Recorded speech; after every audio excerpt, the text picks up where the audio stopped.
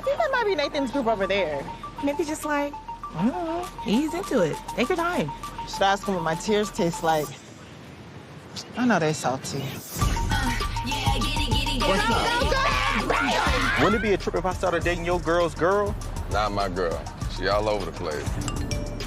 Are you kidding me? Now I'm a fraud? You know I can buzz down on him. I'm in the hive. It's time. We're having a breakthrough, y'all. I think we're gonna need some more taquitos. More taquitos, please. Okay.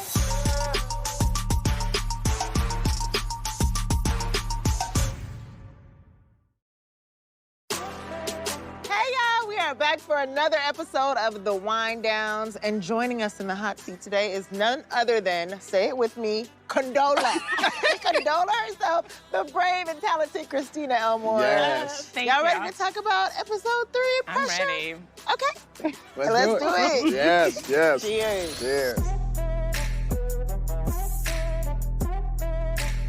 In today's episode, we focus on Lawrence and Condola being new parents. You had just given birth. In real life, when we started filming season 5, what was it like to go through this storyline with all these emotions while being sort of a post-baby state yourself?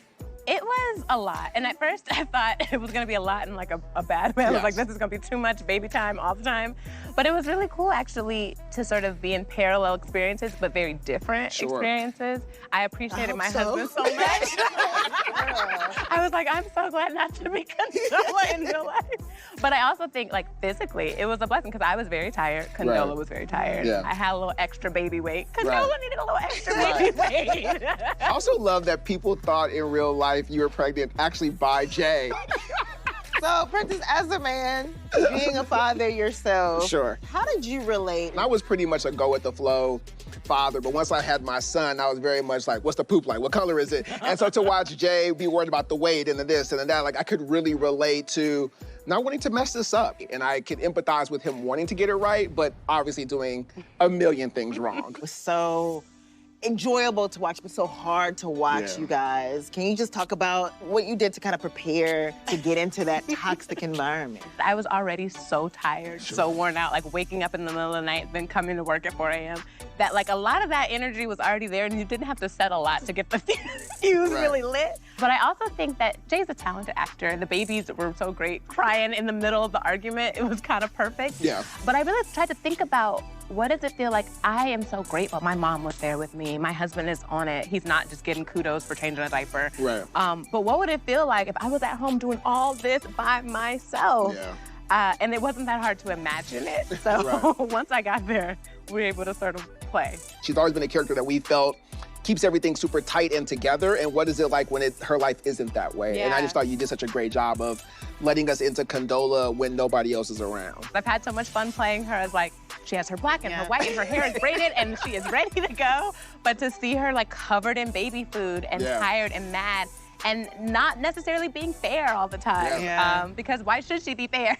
So many feelings. I loved your support system of Keke Palmer.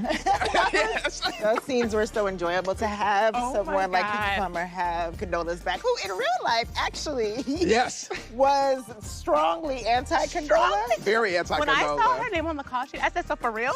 I said, first of all, she's hating on Condola from day one. But I will say, Keke was wonderful. She came and she was like, you know what, I don't hate you. I just hate what it's doing to the characters and to the journey. She was great. But she was so fun. And she was so great as the ride or die. She will ride for Condola so hard. She will. So that final fight scene was obviously so painful for both characters. And after Lawrence leaves, what do you think changes for him? I think that there's a moment, I think, on that flight that gets kind of hectic and gets kind of crazy, that he goes back and realizes that, yeah, I can be mad at Condola all day. I can escalate this and elevate this fight, or I can be a part of my child's life and make this work. And I think that happens to a lot of parents who co-parent, that you realize, yeah, I might not like you and things went down and we have this history, we have this baggage, but at the end of the day, this baby is our baby. And he gonna be here. And we're gonna be doing this for at least 18 years. So I think it's great when you can finally get to that moment and be like, what do we need to do to make this right? Even though I still think you're wrong and you know. We watched him think he could kind of have everything. Yeah. And, you know, in many cases, men are able to have it all. Yeah. You know, he could have lived in San Francisco and lived this separate life and popped up in his son's life when he could, but that near fatal experience really put things in perspective about what was most important to him and what he needed to prioritize. So picking up the phone and calling Condola to kind of meet her in the middle was his kind of wise choice and his olive branch. So we'll see where that goes. As always, thank you for winding down with us. We'll see you next time. Cheers, guys. Cheers. Cheers. Cheers.